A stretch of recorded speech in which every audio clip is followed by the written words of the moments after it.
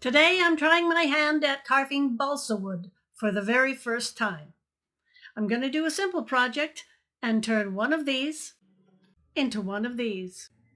A little penguin on a melting piece of ice.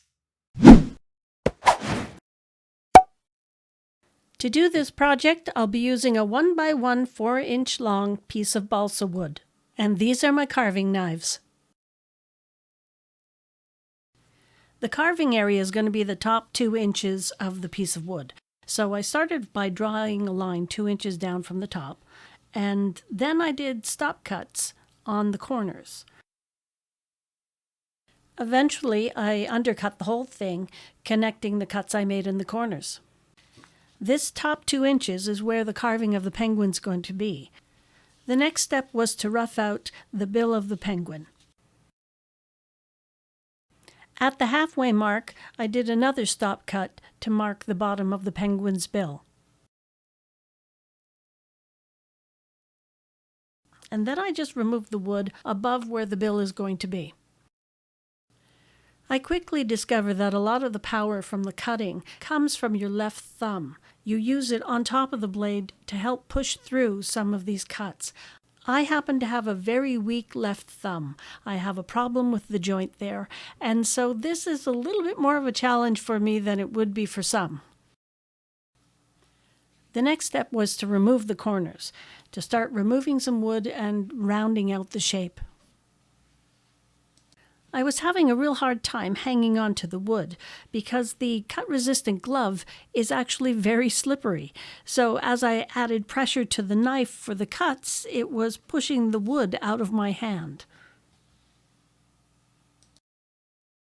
And this is where I learned if the wood starts to pull up and splinter, then you just change directions and cut in the other direction. So I got myself a new glove. It's not as cut resistant, but at least I can hang on to the wood as I'm carving.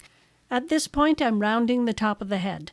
I keep turning the piece as I'm doing it to remove the wood evenly all the way around. Now I know I'm going to want to put at least a wash of color on this little penguin when I'm done. So it's especially important to make sure that you remove all the outside surfaces, all the end cuts and milled edges, so that the wood can take the paint evenly.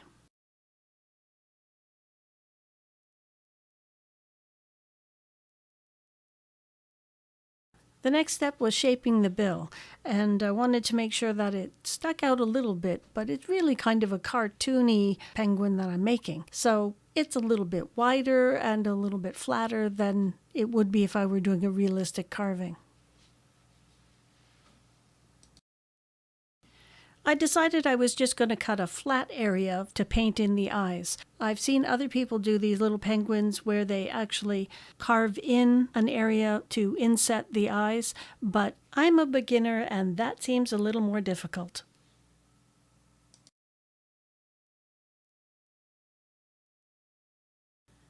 I think the hardest part is probably getting the bill to be even on both sides.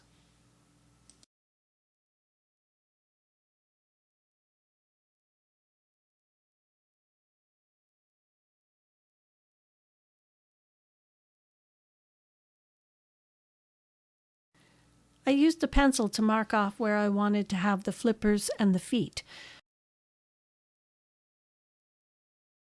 And then I used a small V tool to cut the outline.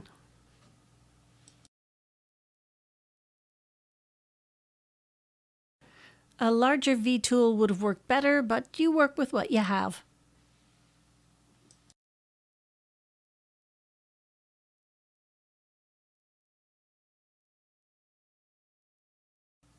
I then used one of the carving knives to deepen the cuts around the flippers.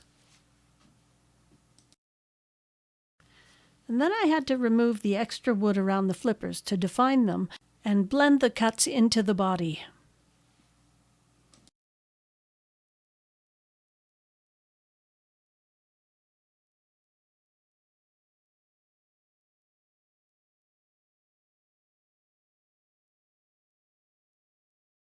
Next, I worked on rounding out the bottom edge of the carving.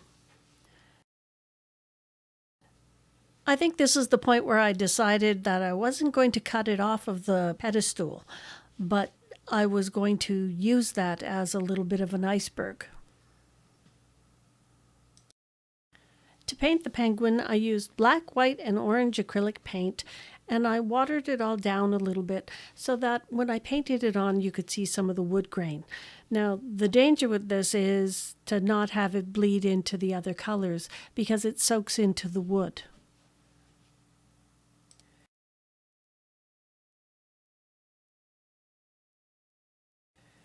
To create the eyes, I just used the acrylic paint without watering it down, and I used a pencil, and I just dipped it in and touched, and that created the little circles for the black eyes and the little white highlights.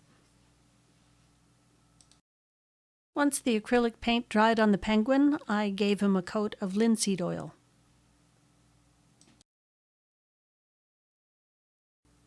At this point, I definitely decided that the base needed to be a melting iceberg.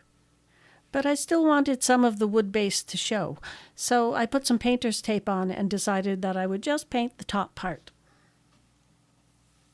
I took white and blue acrylic paint and I started to paint the top part white with little hints of blue blending in, and then adding on darker and darker blue as it got to the bottom of the iceberg.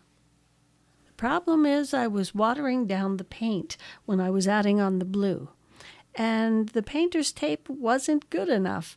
The wood just soaked up the paint and it bled underneath the tape. And that is what you call a happy accident, because I actually like the effect. It really looks like the iceberg is melting and the sad little penguin's sitting on top. The only thing left to do was coat the bottom part with linseed oil, and it was done.